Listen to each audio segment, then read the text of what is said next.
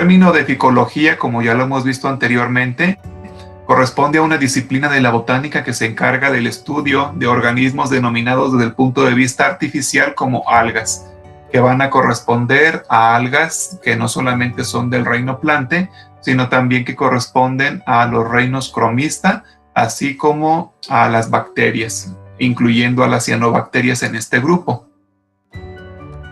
Como organismos autótrofos, todas las algas van a contener pigmentos para la fabricación de algunas moléculas de sacáridos, como en este caso la glucosa, a través de un proceso que conocemos comúnmente como fotosíntesis. La fotosíntesis es un proceso que ocurre dentro del plasto, una vez que el cloroplasto dentro de él tiene unas estructuras denominadas tilacoides, y el tilacoide va absorbiendo energía lumínica que va siendo irradiada por la luz solar. Entonces tendríamos que esta energía lumínica impacta en el tilacoide, y al impactar en el tilacoide se convierte en una reserva energética útil para poder transformar la energía lumínica en energía química. ¿Cómo transformamos esta energía los organismos que son autótrofos?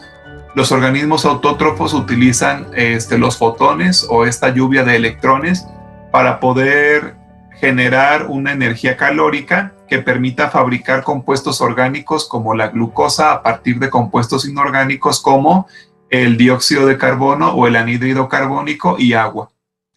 Tendríamos entonces que la forma en la que el plasto utiliza esta captura energética es a través de una molécula orgánica que está conformada por anillos de porfirina, a la cual denominamos clorofila.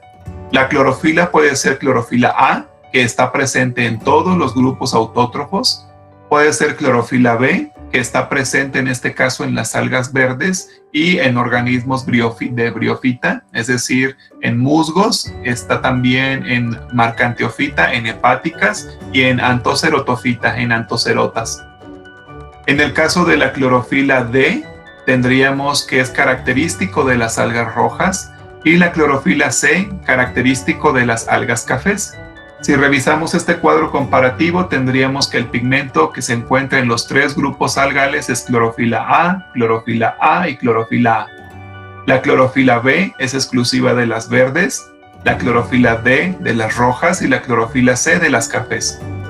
En cuanto a los pigmentos accesorios, es importante que ustedes conozcan que aparte de la clorofila, que es un pigmento mayoritario en todos los organismos autótrofos, existen pigmentos especializados que pueden distinguir grupos. Estos pigmentos especializados permiten la captación de luz en un espectro diferente al que lo registra la clorofila. Por ejemplo, la clorofila A registra un espectro en el campo del visible de 665 nanómetros. Ustedes conocen que la luz se refracta en diferentes colores y en diferentes campos.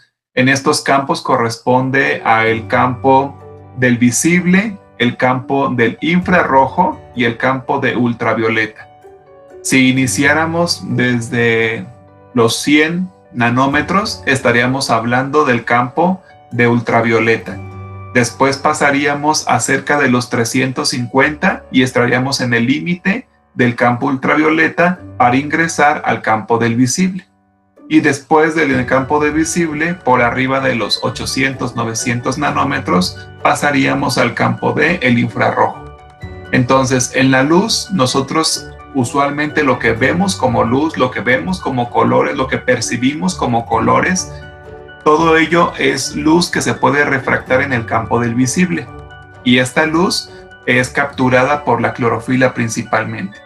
En el caso de la clorofila A, encontramos un máximo espectro en 665, la clorofila B en 645 y la clorofila C en 630. Son sus máximos de absorción en lo que percibimos como luz.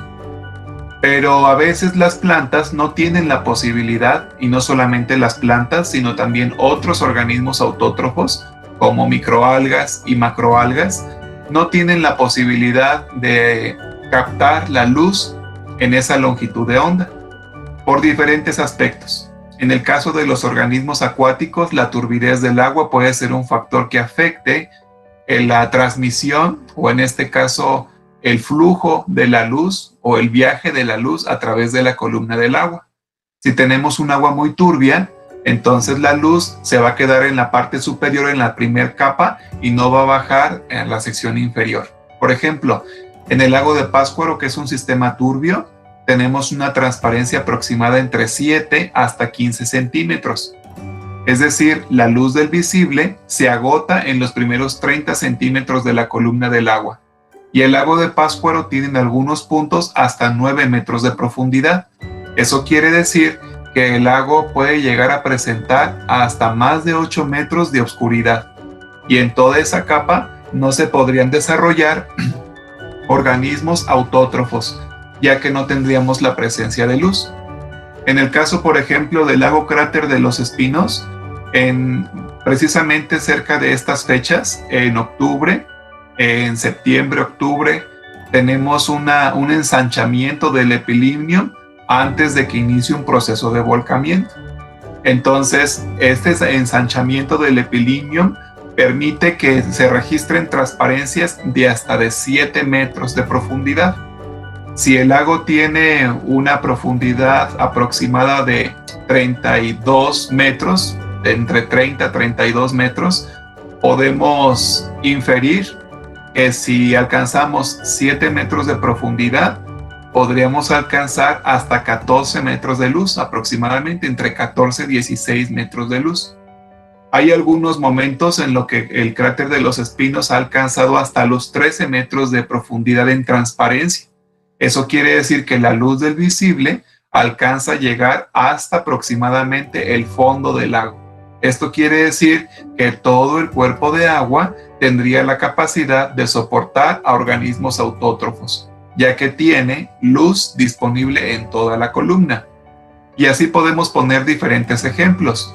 Cuando ustedes van al mar, el mar tiene también transparencias muy altas. Por lo tanto, la zona litoral es un ambiente idóneo para el desarrollo tanto de microalgas como de macroalgas, adheridas a diferentes sustratos. Entonces, si la luz del visible nos permite el desarrollo de pigmentos, como en este caso la clorofila, en algunas ocasiones cuando la columna del agua es un poco turbia o cuando tenemos algún factor que nos disminuye la intensidad de luz, puede ser, por ejemplo, que existan pastos dentro de la columna del agua que estén quitando la luz, es decir, que estén tapando la luz a otros organismos autótrofos, o bien puede ser, como lo comentábamos, la turbidez, o también puede ser la cantidad de sustancias inorgánicas que se encuentran disueltas, que no están relacionadas a la productividad, o a floraciones también algales. Una floración algal puede generar una biomasa tan alta que puede opacar la luz en los estratos inferiores de la columna del agua. Y entonces, dado estas características, los organismos autótrofos han desarrollado otro tipo de pigmentos. Estos pigmentos han permitido en algún momento especializar la absorción de la luz. Por ejemplo, en el caso de los carotenos, ellos presentan su máximo de absorción de luz aproximadamente en los 400 nanómetros. Es muy cercano a el ultravioleta. Después tendríamos luteína, zeaxantina, sifonoxantina, que además de ser pigmentos que facilitan la transferencia de fotones en el plasto, también tienen características adecuadas para poder clasificar grupos. En el caso, por ejemplo, de los carotenos y de algunos pigmentos fotosintéticos, se pueden fabricar a partir de grasas que corresponden al grupo de los lípidos, particularmente los terpenos y los esteroides. Entonces, además de que se pueden generar pigmentos, estos pigmentos son útiles para la fabricación de vitaminas que son útiles tanto para el organismo como para el heterótrofo que consume a este organismo.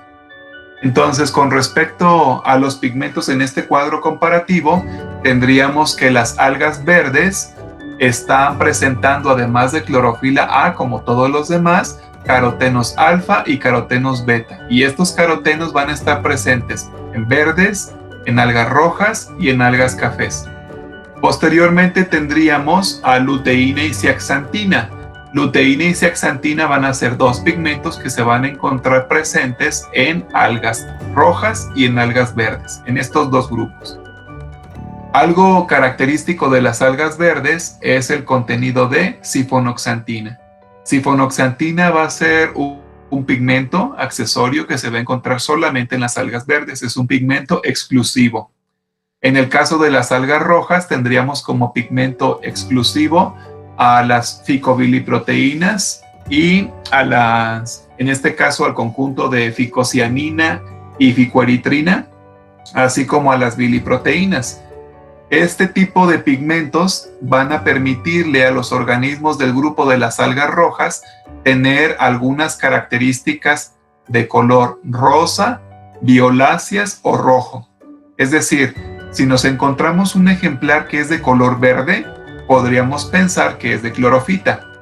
Pero si es de verde con tintes violáceos o es verde con tintes rosados, estamos refiriéndonos a un organismo de rodofita. Aquí la pregunta podría ser, ¿y por qué las algas rojas son verdes? Porque no olvidemos que las algas rojas tienen clorofila A como pigmento mayoritario. Entonces, como pigmentos secundarios puede presentar las ficoviliproteínas y las biliproteínas, las cuales les dan coloraciones violáceas, de color también rosado. Entonces, si encuentro una alga de color verde, la pongo a contraluz, reviso cómo están sus puntitas y si en las puntitas del ejemplar sigue siendo verde a contraluz, quiere decir que es una alga verde. Si la veo ligeramente amarilla o marrón, entonces quiere decir que tiene xantófilas, y al tener xantófilas entonces puede presentar fucoxantina, flavoxantina y violaxantina, y estaría hablando de una alga café. Mientras que cuando la pongo a contraluz y se le ven tintes violáceos en las puntas, un color moradito o un color rosado, hablaría de una alga roja. No todas las algas son de color verde. Por ejemplo, en esta imagen tenemos a una caulerpa de color verde, que si la pondríamos a contraluz seguiría de color verde. Después tenemos aquí a una alga coralina articulada que si la observamos vemos claramente que su color es rojo. Es blanquecino un poco porque es una alga calcificada, tiene carbonato de calcio. Entonces coralina articulada. Y después tendríamos a esta alga café que si la vemos con detenimiento es de color verde, pero tiene cierta cantidad de pigmento amarillo o cierta cantidad de pigmento marrón. Por eso vemos que el color de este ejemplar es entre verde amarillito, verde con café, por la presencia de xantófilas. Entonces los pigmentos podemos utilizarlos como un carácter para separar grupos antes de su identificación ya a un nivel un poco más particular. Con respecto a la citología, al ser organismos del reino plante, todos los organismos que constituyen a las algas verdes, incluyendo clorofitas y carofitas, así como el grupo de las algas rojas, van a ser eucariontes. En lo que respecta a las algas cafés al pertenecer al reino cromista, también pertenecen al dominio eucaria, al igual que las plantas. Recuerden que los protistas, que se dividían en protozoa y en cromista, así como las plantas en el reino plante, corresponden al dominio eucaria. Por lo tanto, todos los ejemplares que corresponden al grupo de las algas van a pertenecer al grupo eucaria y por lo tanto tendrían células eucariotas, a excepción únicamente de las algas que corresponden al grupo de las bacterias, que son las cianobacterias, y algunas bacterias que presentan bacterioclorofila en la pared. Tendríamos entonces que con respecto a las células, todas son eucariotas de los grupos que vamos a revisar en este curso. Esto nos indica que presentan un núcleo verdadero, que tienen sistemas de membranas internas, así como orgánulos internos, y por lo tanto, orgánulos obligados tendríamos el núcleo, las mitocondrias y el plasto. No le decimos cloroplasto, dado que no es correcto por el pigmento de almacenamiento que puede tener. Es decir, si tiene clorofila A y es una coloración verduzca, entonces te estaríamos hablando de un cloroplasto. Si tiene algunos pigmentos como ficoeritrinas y ficocianina, así como biliproteínas, va a tener entonces una coloración rojiza y es un rhodoplasto. Si tiene xantófilas y tiene una coloración verduzca amarillenta o verduzca parda, como color café, hablaríamos entonces de un feoplasto. Entonces, por el tipo de almacenamiento tendríamos rhodoplastos, cloroplastos, feoplastos. Y esto es con respecto al tipo de pigmento que almacenan, es decir, al croma. También los plastos van a tener otro tipo de nombres dependiendo de las sustancias de reserva que pueden llegar a contener. Es decir, los plastos que almacenan almidón se denominan amiloplastos. Los que almacenan aceites, oleoplastos. Los que almacenan proteínas, proteinoplastos. Los que almacenan productos polifenólicos, estatolitos. Y aquellos que se pueden diferenciar en otros tipos de plastos serían los leucoplastos. Entonces el leucoplasto sería una estructura como totipotencial que podría diferenciarse en cualquier tipo de plasto, ya sea un plasto de sustancias de reserva que son nutricias o un plasto que tenga pigmentos, que pueda convertirse en un cromoplasto. En el caso de los plastos que reservan almidón, como lo hemos comentado, se denominarían amiloplastos. Entonces tendríamos que, con respecto a los núcleos, los organismos de clorofita pueden llegar a ser uninucleados y multinucleados. Aquellos organismos que son multinucleados van a corresponder particularmente a organismos sifonados o que tienen estructuras parecidas a un cenocito, porque la reproducción celular de estos géneros es tan acelerada que no se alcanzan a formar tabiques transversales para dividir las células. Como en el caso de Cladófora, tendríamos el desarrollo de núcleos en un tubo en el cual el organismo podría presentar varios núcleos dentro de una célula siendo un organismo multinucleado. En el caso de las algas rojas tendríamos organismos uninucleados y en el caso de las algas cafés uninucleados. Algunas características distintivas sería que la membrana nuclear va a permanecer durante toda la cariocinesis. Si ustedes recuerdan, cuando inicia el proceso de división celular, uno de los primeros caracteres es la pérdida de la membrana del núcleo para que el material genético quede suspendido en todo el citoplasma y se den los procesos de anafase, telofase, profase y metafase que ocurren durante la meiosis, que puede ser una meiosis 1, meiosis 2 o durante la mitosis si es un tipo de reproducción asexual. En el caso de las algas cafés, la membrana del plasto se va a encontrar unida al retículo endoplasmático.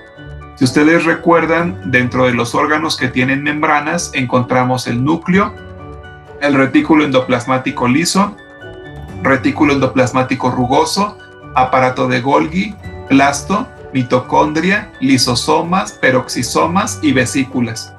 Entonces, usualmente el núcleo está unido al retículo endoplasmático rugoso y también está fusionado al retículo endoplasmático liso. Entonces, este sistema de membranas permanece en las algas rojas durante la reproducción asexual y sexual. En el caso de las algas cafés, el plasto debería permanecer libre, porque los plastos no se encuentran fusionados a ninguna estructura. Sin embargo, en las algas cafés, el plasto se encuentra unido al retículo endoplasmático y el aparato de Golgi va a estar unido a la membrana nuclear. Eso no es muy común. Lo común es que el núcleo esté fusionado con el retículo endoplasmático y en este caso el aparato de Golgi presenta una unión directa con el núcleo. Estas adaptaciones tendrán que ver con el tipo de mensajería que se envía a través de algunas proteínas motoras y vesículas de transferencia, porque el aparato de Golgi permite sacar muchos productos que son intracelulares a través de un proceso denominado exocitosis, mientras que cuando solamente participa el retículo endoplasmático en la formación de vesículas, tendríamos sustancias que se quedan dentro de las células para la constitución de diferentes funciones, ya sea de protección, de estructura, de inmunidad, de transporte, etc. Con respecto al plasto, como lo habíamos comentado, es correcto mencionar la palabra plasto, no ponerle el prefijo cloro, rodo o feo si no estamos seguros de qué grupo taxonómico y qué composición bioquímica presenta. En este caso, en clorofita, tendríamos que su plasto es un plasto primario, al igual que las algas rojas. ¿Por qué es un plasto primario? Porque es un plasto que viene de una primera endosimbiosis, mientras que el plasto de las algas cafés corresponde a un plasto que viene de una segunda endosimbiosis. Con respecto a los tilacoides, tendríamos que en los tilacoides son unos pequeños saquitos que se agrupan en unos pilares de saquitos denominados grana, y el conjunto de granas llegan a formar lamelas. Las lamelas es un carácter importante taxonómico para las algas cafés. Y en el caso de estudios que son ultraestructurales de las macroalgas y las microalgas, el número de tilacoides que pueda presentar el plasto se puede utilizar como un carácter taxonómico de grupo. Por ejemplo, en el caso de las algas verdes tendríamos la presencia de 3 hasta 7 tilacoides agrupados en bandas. En el caso de las algas rojas tendríamos la presencia de tilacoides individuales que no llegan a formar bandas. Y en el caso de las algas cafés tendríamos tilacoides agrupados en 3 formando unas lamelas que son capas de grana. Con respecto a los pirenoides van a ser unas pequeñas vesículas o gránulos de reserva que se encuentran dentro del plasto. Y estos pirenoides van a ser los encargados de resguardar las sustancias nutricias que va generando el plasto. En este caso, el pirenoide resguardaría la glucosa que se genera por fotosíntesis y además de ello permitiría la constitución de almidón a través de un proceso metabólico que se conoce como anabolismo. Tendríamos entonces que los pirenoides pueden ser pirenoides intraplastidiales o extraplastidiales. Los pirenoides intraplastidiales nos refieren a pequeñas vesículas que se encuentran dentro del plasto, como en el caso de las algas verdes. Las algas verdes van a contener gránulos de almidón periféricos dentro del plasto y van a presentar la enzima almidón sintetasa. En el caso de las algas rojas, el plasto no va a almacenar el almidón. El rodamilón o el almidón floridiano va a almacenarse de forma extraplastidial, es decir, los pirenoides no se encuentran dentro del plasto, se van a encontrar inmersos en el citoplasma. Por ello, si nosotros queremos teñir a un plasto de una alga roja y no encontramos pirenoides, no nos deberíamos sorprender, ya que el almacenamiento de sustancias de reserva de las algas rojas es un almacenamiento extraplastidial. Con respecto a las algas cafés, tenemos pirenoides presentes en el plasto, aunque también se pueden encontrar algunas vesículas de fucosan, que son vesículas que contienen productos polifenólicos, a las cuales les denominamos estatolitos. En el caso del plasto puede llegar a presentar diferentes formas. Por ejemplo, en el caso de las algas verdes, la forma esférica, en disco, en copa o en cojinete son de las características más dominantes y abundantes. También encontramos plastos que pueden ser espiralados o plastos que pueden ser estrellados. En el caso de las algas cafés, los plastos laminados y estrellados van a ser plastos dominantes, así como los plastos discoideos. Y en el caso de las algas rojas, los plastos que son esféricos, discoideos y algunos estrellados también van a estar presentes.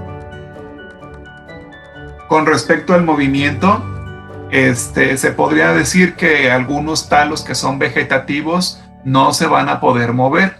En el caso de las algas verdes tenemos géneros que tienen especies conformadas por una sola célula o conformadas por colonias. Por ejemplo, en el caso de Clamidomonas, es un género unicelular que presenta 2 flagelos de disposición acroconta y por lo tanto el talo vegetativo sería móvil.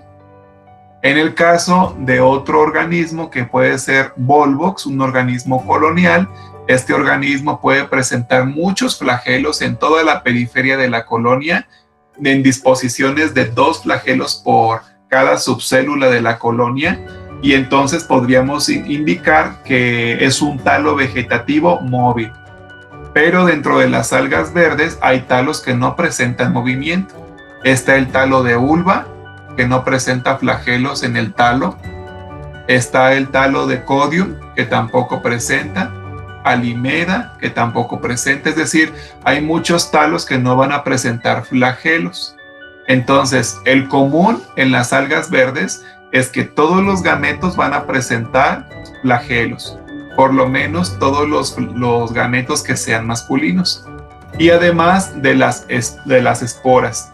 Aquí tendríamos que las algas verdes pueden presentar flagelos en células vegetativas, que sería el talo, pero no en todas, porque por ejemplo tenemos otras células del grupo de las algas verdes como las células de Pediastrum, de Cenedesmus, de Cosmarium, que no tienen flagelos, pero sí en sus gametos.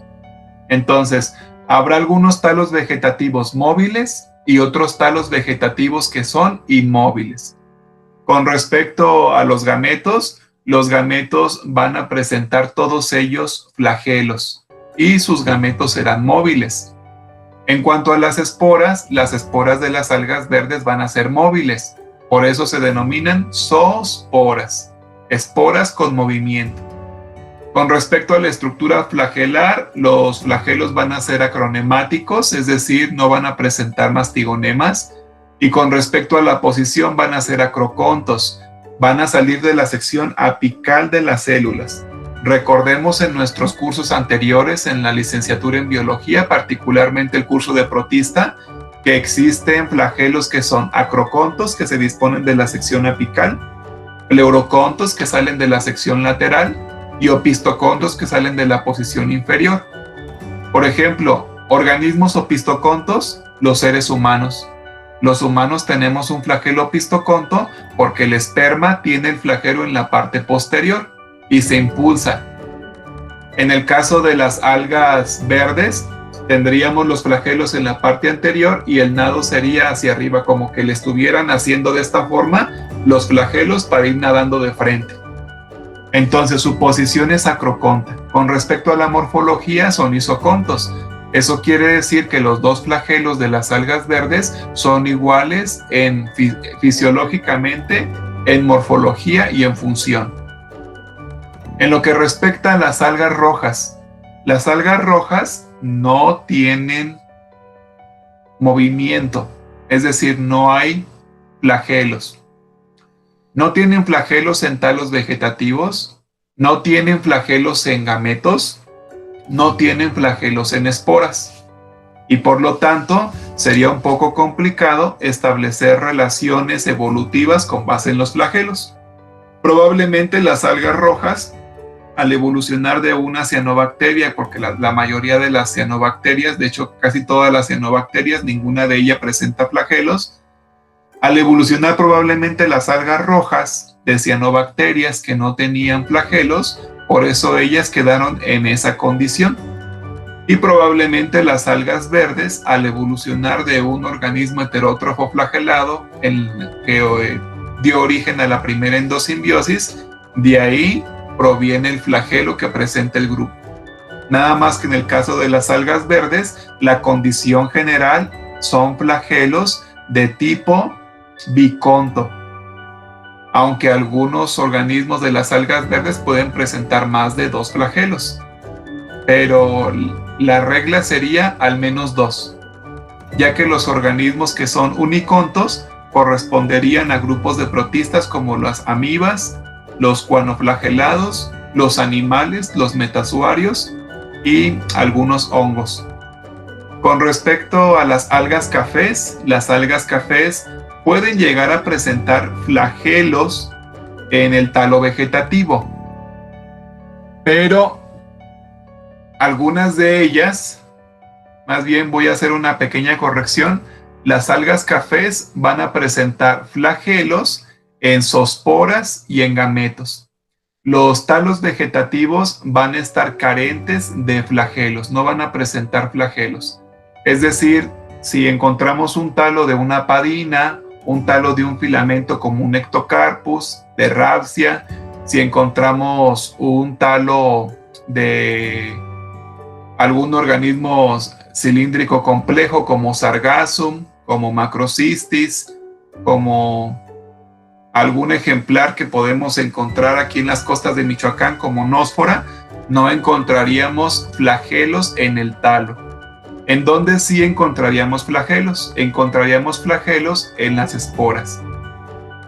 Estos flagelos se encontrarían de forma lateral, formando flagelos de tipo pleuroconto, y también son heterocontos. Por esta información es que cuando se analizó el ciclo de vida a detalle de las algas cafés, a pesar de que todas las características morfológicas correspondientes a la citología, al desarrollo de células medulares y corticales, así como al desarrollo del tejido parenquimatoso, la comunicación por plasmodesmos, nos indicaría que fueran plantas. Sin embargo, en un estudio de sistemática, se vio que estaban emparentadas con un grupo de cromistas en donde se encuentran diatomeas, cantofisias y otros grupos de algas que son heterocontas, pero algas microscópicas. Entonces, derivado de ello, se analizó el ciclo de vida de las algas cafés y se revisó que un carácter ancestral que presenta este grupo, un carácter al cual podríamos denominar un carácter sinapomórfico, es un carácter derivado de la presencia de flagelos heterocontos. Y esta característica en particular, así como algunas rutas metabólicas, son las que permitieron la reclasificación de todo el grupo de las algas cafés para sacarlas del grupo de las plantas no vasculares hacia el grupo de los protistas, el grupo de los cromistas. Entonces los flagelos son de interés taxonómico para este grupo, es muy importante este carácter, y los flagelos los vamos a encontrar en esporas y en gametos. En el caso de los gametos los vamos a encontrar particularmente en los gametos que son masculinos, dado que algunos ciclos de vida de las algas cafés presentan un tipo de singamia de heterogamia porogamia, en donde las estructuras femeninas, las células femeninas para la fecundación son inmóviles. Los flagelos de las algas cafés corresponden a flagelos que son heterocontos, hetero, diferente, conto, látigo. Entonces son látigos o flagelos diferentes, ya que uno de ellos es liso y otro es pantonemático, es decir, es piloso con mastigonemas. Uno va a presentar una estructura muy pequeñita y otro va a presentar una estructura muy extensa con muchos mastigonemas, que son pequeños pelitos que se encuentran adheridos al flagelo. En la posición, como ya lo habíamos comentado, a diferencia de las algas verdes que son acrocontas porque los flagelos salen de la sección apical, las algas cafés tienen disposición pleuroconta porque salen de la sección lateral. Y con respecto a la morfología, los gametos masculinos, así como las zoosporas, van a tener forma reniforme o piriforme, una forma de un riñón. Entonces, formas renadas, mientras que los gametos femeninos van a tener algunas formas esféricas de manera de unos globos o de algunas estructuras elípticas. En cuanto a la pared celular, todos los organismos del reino plante van a tener una pared celular. En el caso de los cromistas también van a tener una pared celular, como en el caso de las algas cafés. Entonces tendríamos que, en el caso de las algas verdes, rojas y cafés, tendríamos la presencia de celulosa como polisacárido principal constituyente de la pared celular. Hay algunos cromistas, parientes de las algas cafés, que presentan una pared celular de sílice. Entonces, en este caso, las algas cafés ya no resguardan sílice en su pared y resguardan un polisacárido, a la celulosa. Tendríamos también una sección fibrilar y una sección amorfa. La sección fibrilar estaría constituida principalmente por celulosa y la sección amorfa por otros polisacáridos.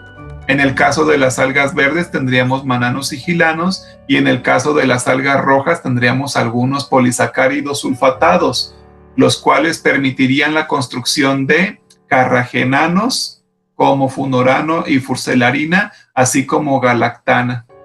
Entonces, los polímeros de galactana sulfatados nos permitirían tener en la pared celular de las algas rojas a los carragenanos.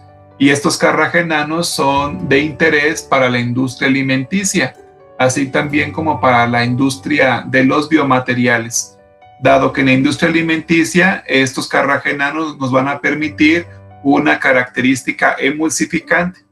Así también las algas rojas van a contener en su pared celular otro grupo de carbohidratos que van a permitir el desarrollo de agar. Esta sustancia coloidal, porque tiene un fuerte índice de agregación, nos va a permitir generar geles, gelatinas, medios de cultivo para bacterias, que se pueden obtener principalmente del género Gelidium, así como de algunos géneros de algas rojas como Gracilaria, Gratelopia, que tiene una gran cantidad de agar en su pared, Thermonema, etc. Con respecto a las algas cafés van a presentar principalmente celulosa en su pared celular, aunque también pueden llegar a presentar otros compuestos como el ácido algínico. El ácido algínico va a ser una estructura útil en la generación de biomateriales, como estos materiales que utilizan los dentistas. Es decir, cuando se va al dentista a reemplazar alguna prótesis dental, el dentista tiene que poner algún líquido que se solidifique a temperatura ambiental. Entonces ponen una pasta y esta pasta, uno muerde la pasta, inmediatamente la pasta queda seca, es decir, se solidifica, y entonces se pueden sacar la pasta y se hacen impresiones dentales. Después se rellenan con yeso estas pastas para ver cómo estaban los dientes del paciente y se construyen las prótesis dentales. Entonces, gracias a las algas cafés tenemos el desarrollo de ácido algínico en su pared, y gracias a este componente podemos tener alginatos útiles para la fabricación de diferentes biomateriales útiles en medicina. Con respecto a las calcificaciones, tenemos que las algas verdes van a presentar algunos organismos con calcificaciones importantes, como en el caso del género Alimeda. Podríamos encontrar algunas incrustaciones de aragonita o de carbonato de calcio. En las algas rojas tenemos un grupo importante de organismos calcificados. Algunos son organismos coralinos costrosos y otros son organismos coralinos articulados. En el caso de los organismos que son coralinos costrosos, probablemente ustedes cuando han ido a la playa observaron algunas rocas, y estas rocas las observaron con unas pequeñas manchas de color rosa, o unas manchas de color crema, o unas manchas de color gris. Esas manchas es muy probable que sean incrustaciones de carbonato de calcio por una alga coralina incrustante. En el caso de los organismos calcificados articulados como el género Amphiroa o el género Hania, van a ser algunos organismos con ramificación, son cilíndricos, son pequeñitos, algunos de ellos pueden alcanzar hasta unos 15 centímetros de alto, y son organismos cilíndricos, van a presentar articulaciones de carbonato de calcio. El intergenículo es muy delgado, aproximadamente tienen entre unos 2 milímetros, 1 milímetro, algunos de ellos hasta menos de 1 milímetro, y se denominan articulados porque cuando terminan las células geniculares y las intergeniculares hay algunos espacios donde las células tienen un cierto grado de movilidad y parece como que el alga se puede mover, como si tuviera articulaciones. Las incrustaciones principales de las algas rojas van a corresponder a calcita para la conformación de un talo calcificado. En el caso de las algas cafés no se reportan calcificaciones en todo el talo, pero hay algunas algas cafés, como en el caso del género Padina, que puede llegar a no a producir el carbonato de calcio para generar una estructura de protección, pero sí puede llegar a permitir que se desarrollen en la base de su talo, en la sección que corresponde al estipe, unas incrustaciones de carbonato de calcio, que es un carácter taxonómico, porque cuando tomamos a un talo de una padina, nos pregunta la clave en algunas ocasiones que si el talo es áspero en la base por incrustaciones de carbonato de calcio. Entonces no todas las algas permiten que se les formen incrustaciones de carbonato de calcio, y hay algunas especies de padinas que sí lo permiten. En cuanto a la pared celular, podemos identificar que las microfibrillas que son parte del citoesqueleto pueden presentar un arreglo en particular. Esta característica lamentablemente no la podemos observar con microscopio compuesto como el que tenemos en docencia, pero sí se puede observar con microscopía electrónica de barrido o de transmisión. En el caso de la de barrido, para aquellos que tengan un sistema fibrilar muy abundante y grueso, y en el caso del microscopio electrónico de transmisión, para aquellos organismos que tienen un citoesqueleto muy delgado. Tendríamos microfibrillas cruzadas en cladoforales y sifonocladales, microfibrillas al azar en volvocales, microfibrillas en capas en ulvales y microfibrillas en caulerpales estarían ausentes. Entonces aquí nos referimos a las características del citoesqueleto. En cuanto a las conexiones intercelulares, tendríamos que los organismos de clorofita van a mantener una comunicación intercelular por medio de plasmodesmos. En el caso de las algas cafés, van a ser plasmodesmos muy grandes y muy evidentes en microscopía de luz. En el caso de las algas rojas, tendríamos que las microfibrillas no llegan a formar capas y están organizadas al azar, no tienen un patrón en común.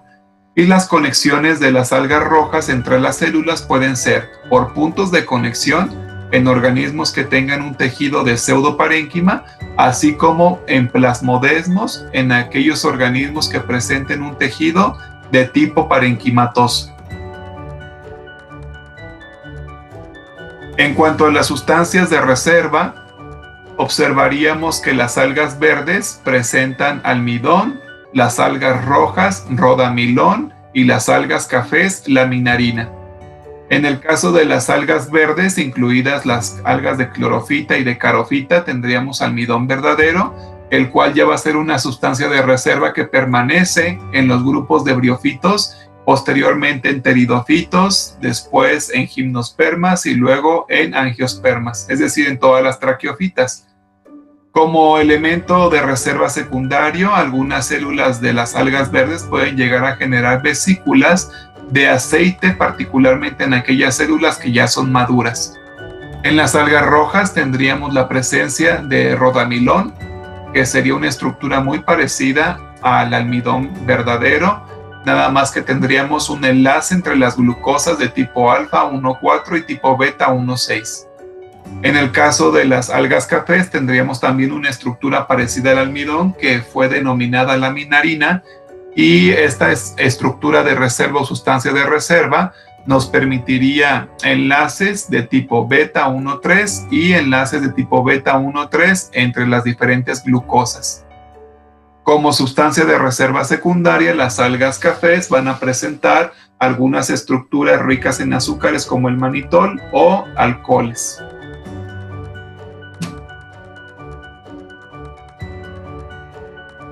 En cuanto a la morfología de clorofita, todo el grupo de las algas verdes, incluyendo a las carofíceas, van a presentar organismos de tipo unicelular. A esto los vamos a referir organismos conformados por una sola célula o por algunas hemicélulas, pero al fin de cuentas su unidad funcional sería una sola célula. Organismos coloniales. La característica de un organismo colonial la estaríamos refiriendo a aquel organismo que presenta células de diferente edad. Es decir, que tengamos células que son un poco más antiguas y células más recientes dentro del mismo mucílago. Organismos que pueden ser multicelulares, que tengan muchas células pero de la misma.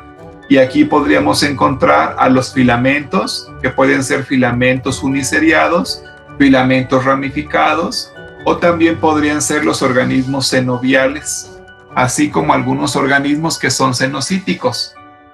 En el caso de los organismos cenobiales, todos ellos con células de la misma edad, es decir, todas las células surgieron al mismo tiempo. En cuanto a los organismos que se consideran pluricelulares, tendríamos el desarrollo de organismos cilíndricos con células medulares, células corticales y algunos apéndices. En el caso de sus organismos podríamos presentar organismos uniaxiales que presentan un eje de crecimiento al centro del talo, o organismos que son multiaxiales con diferentes ejes de crecimiento en el centro del talo. Podríamos también encontrar láminas que se consideran de tipo monostromático o láminas que se consideran de tipo distromático, así como aquellas láminas que son monostromáticas pero que son cilíndricas, de organismos tubulares. También podemos encontrar a organismos que son sifonados, como en el caso del género Codium, así como otros organismos que pueden presentar ciertos apéndices. Organismos sifonados con apéndices en forma clavelada o en forma peltada. Con respecto a la movilidad, puede haber organismos que son móviles, como ya lo comentamos, aquellos que tienen flagelos en los talos vegetativos, y organismos que pueden ser inmóviles, que no presentan flagelos en los talos vegetativos. Con respecto a las formas, podemos encontrar formas filamentosas en los grupos de eulotricales, cladoforales, acrosifonales y sifonocladales. Y podríamos encontrar algunas estructuras laminares en el orden ulvales y praseoliales. Después tendríamos que, con respecto al talo, algunos talos unicelulares serían protofitas eucariontes, particularmente del grupo de volvocales, así como diferentes carophysias. Y también encontraríamos talofitas cenobiales, también dentro de los volvocales, dentro de los clorococales. Tendríamos también organismos cenocíticos dentro del orden cladoforales, así como del orden sifonocladales, y organismos parenquimatosos. Organismos parenquimatosos en el grupo de organismos calcificados, como el género Alimeda, así como algunas láminas distromáticas, como en el caso del orden Ulvales. En lo que corresponde a las algas cafés. Las algas cafés, aunque no pertenecen ya al grupo de las plantas y pertenecen a los cromistas, hay una semejanza muy importante con las plantas. Algunos caracteres que se desarrollaron de forma paralela en el grupo, pero que no tienen afinidad directa con el desarrollo del talo de algas del reino de las plantas. En el caso de las algas cafés, como lo indicamos anteriormente, no van a presentar movilidad en el talo, es decir, sus talos vegetativos no presentan flagelos. Su organización va a ser multicelular y pluricelular principalmente. En la organización multicelular podemos encontrar organismos filamentosos como el género Ectocarpus, y podemos encontrar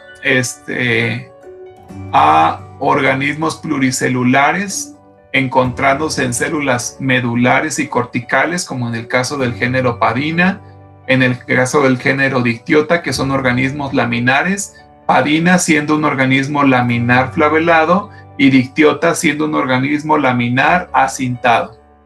En el caso de los organismos que son cilíndricos complejos, podríamos tener el género Turbinaria, que lo vamos a ver en el laboratorio en el grupo de las algas cafés, el cual presenta un talo eje principal que es cilíndrico parenquimatoso y presenta algunas ramificaciones con apéndices peltados, así como algunos receptáculos como estructuras de reproducción. En el caso de Sargassum, vamos a encontrar un talo con un eje cilíndrico y con el desarrollo de algunas vesículas o el desarrollo de algunas boyas, las cuales son denominadas aerocistos, y también el desarrollo de unas estructuras muy parecidas a hojas, los cuales se llamarán filoides. En el caso de Macrocystis, podríamos encontrar un talo con una estructura de fijación, un grampón que parece como si fuese una raíz. Tendría un grampón, después tendría un eje principal cilíndrico que es un estipe, tendría un estípite que son pequeños tubitos debajo de los filoides y grandes láminas en forma de filoides que pueden alcanzar hasta unos 13-15 metros de longitud. Si hacemos cortes de las láminas de Macrocystis, podemos encontrar células medulares, células corticales, un desarrollo multiaxial para el crecimiento y podemos encontrar en el talo algunas células en forma de trompeta denominadas trabéculas.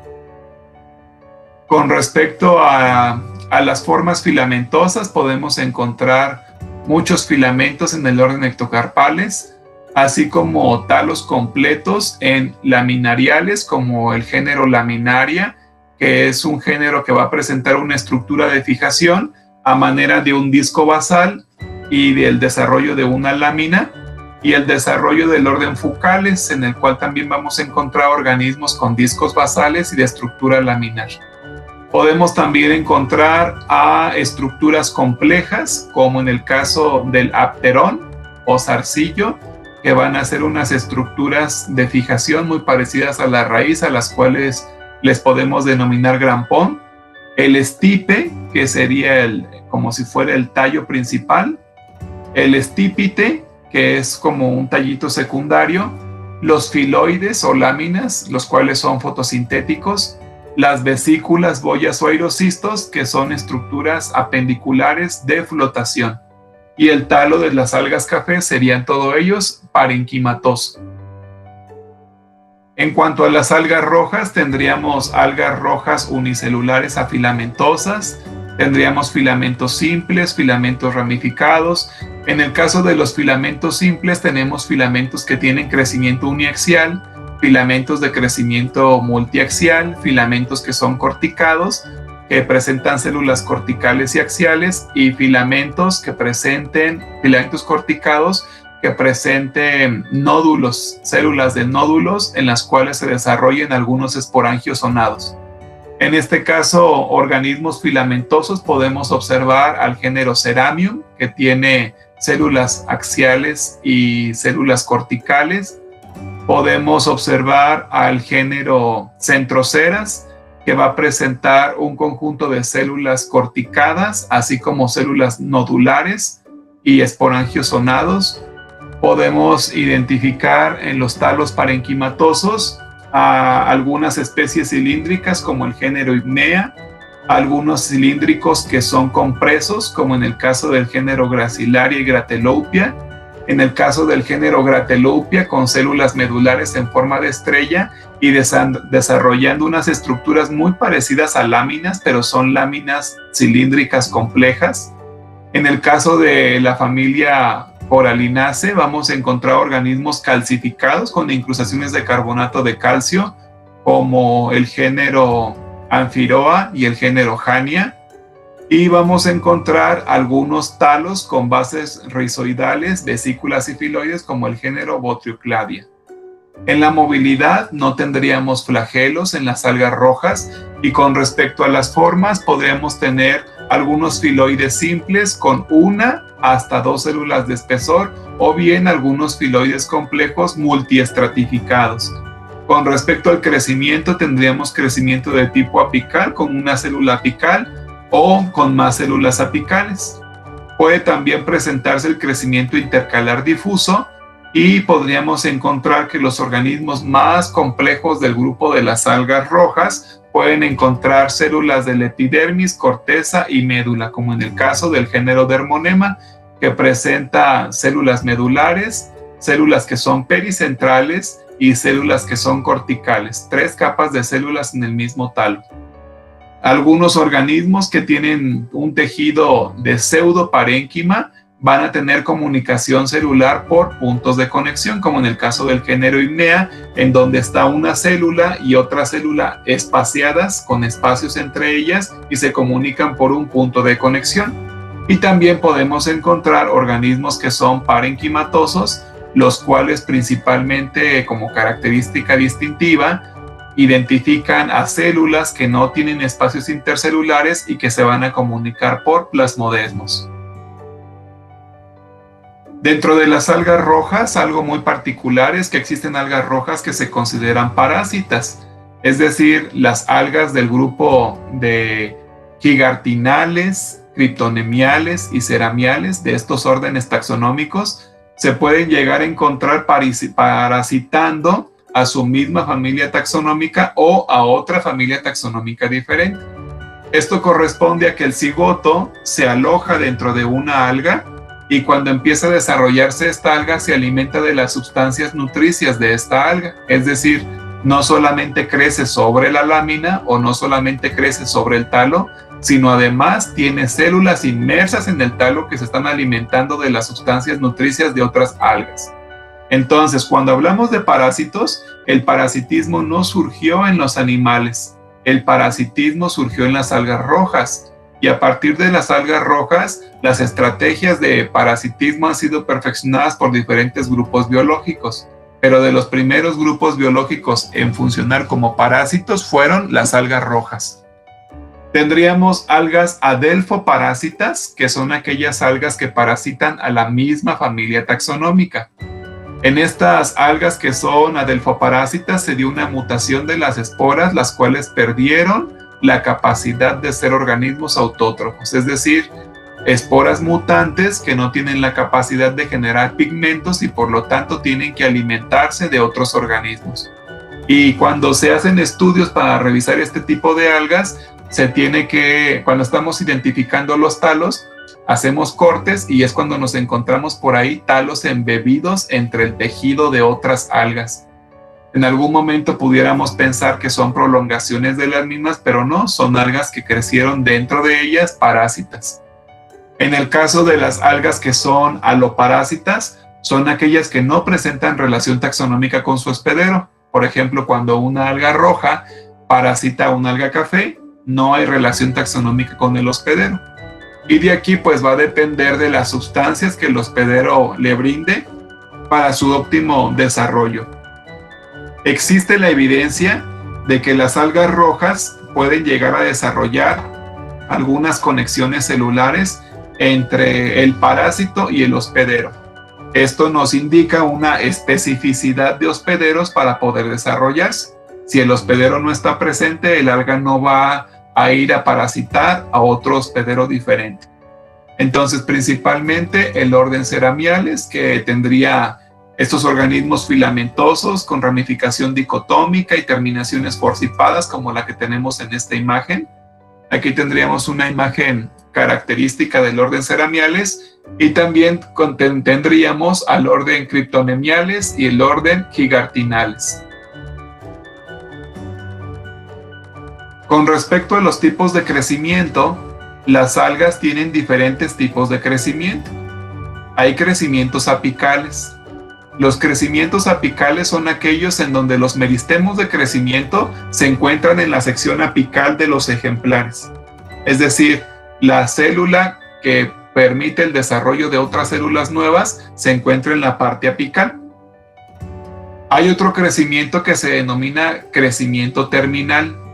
En este caso son divisiones transversales de algunas células solitarias que origina filamentos axiales en la base.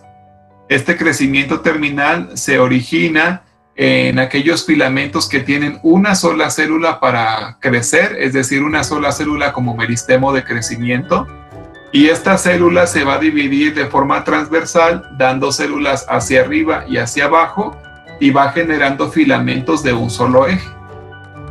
El crecimiento tricotálico será aquel tipo de crecimiento en donde los conjuntos celulares de los extremos del eje se dividen transversalmente, en la base del organismo y en el ápice, para dar origen a filamentos axiales y alargar el organismo a partir de algunas ramificaciones o pleuridios.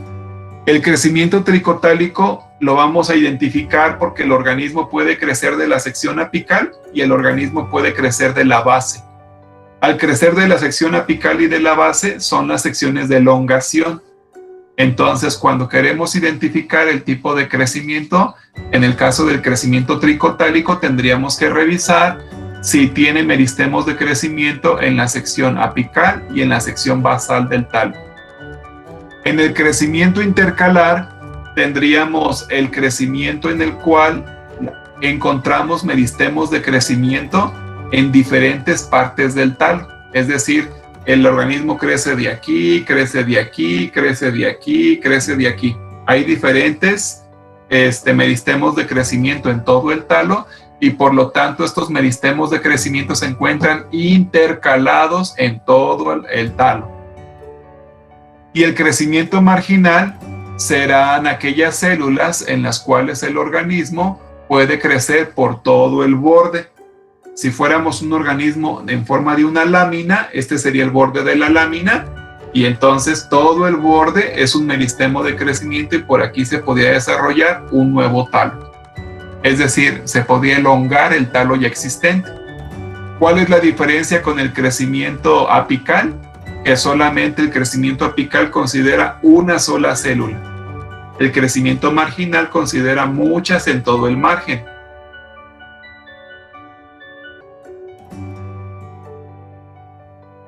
Con respecto a la reproducción, podríamos encontrar que las algas verdes van a tener gametos móviles, como lo vimos anteriormente, los cuales van a ser isogametos, es decir, los ciclos van a ser isogámicos, y también pueden ser anisogametos, los ciclos pueden ser anisogámicos. No sé si recuerden estos términos cuando vieron ciclos de vida, pero si no los vamos a ver más adelante.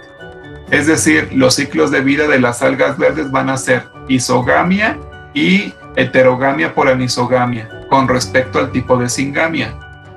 En cuanto a la reproducción asexual, las algas verdes se pueden dividir por zoosporas, aplanosporas, y pueden estar presentes estas zoosporas o aplanosporas en el suelo, siempre y cuando tenga humedad, obviamente activas fisiológicamente, así como en el agua dulce y en el agua marina. Podríamos llegar a encontrar esporas en suelo sin agua, pero la espora estaría en un estado de dormancia, inactiva. Con respecto a los ciclos, el tipo de meiosis nos indicaría un ciclo cigótico para algunos organismos que son unicelulares, organismos filamentosos, organismos cenobiales y organismos coloniales. Todos estos organismos van a tener ciclos aplónticos. En cuanto a los ciclos diplónticos, podríamos encontrar organismos que son principalmente cenocíticos o sifonados, del orden sifonocladales, caulerpales y dacicladales. En el caso de ciclos diplónticos, asumiríamos que su meiosis es gamética. Con respecto a los ciclos haplodiplónticos, tendríamos ciclos haplodiplónticos en ulva, en ulvales, en caulerpales, en ulotricales y en cladoforales. Y aquí asumiríamos la presencia de un gametofito y la presencia de un esporofito, siendo el esporofito diploide y siendo esta estructura la encargada de tener el proceso meiótico. Por lo tanto, el ciclo sería espórico.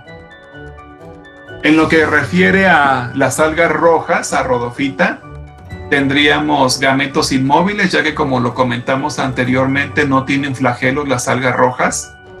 Y en las estructuras sexuales tendríamos el desarrollo del gameto femenino, que es inmóvil, el gameto masculino, denominado espermacio, y una estructura que refiere al carpogonio. El carpogonio va a ser una estructura especializada en la cual el espermacio va a poder fecundar a la célula femenina, a el ogonio, a la ósfera. Y una vez que fecunda el espermacio a la oósfera, va a desarrollar una segunda estructura que va a ser una estructura de la generación espórica denominada el carpo esporofito. Y el carpo esporofito después dará esporas para dar origen a un tetraesporofito. Entonces, en el caso de las algas verdes, los ciclos van a tener 2 alternancias de generaciones. Pero en el caso de las algas rojas, los ciclos tendrían 3 alternancias de generaciones. Las algas verdes tendrían una generación gamética y una generación espórica. Y en el caso de las algas rojas tendríamos una generación gamética, una generación espórica parásita y una generación espórica dominante. Entonces los ciclos van a ser diploaplontes con respecto a la fase dominante y también podrían ser espóricos con respecto a la meiosis. Esto lo vamos a ver un poquito más adelante para identificar a los ciclos que son trifásicos. En cuanto a las algas cafés van a presentar flagelos en gametos. Algunos gametos de las algas cafés pueden ser isogámicos, es decir, iguales, aunque el común denominador de las algas cafés son gametos diferentes, por lo tanto van a tener gametos heterocontos y vamos a tener gametos en donde el gameto masculino es pequeño y móvil y el gameto femenino es grande e inmóvil. Por lo tanto, también tendríamos gametos por ogamia, heterogamia por ogamia. Entonces, los ciclos de las algas cafés podrían ser isogámicos, anisogámicos y ogámicos. Con respecto a la reproducción asexual, podríamos tener reproducción por zoosporas y reproducción por fragmentación, así como por unas estructuras denominadas pleuridios.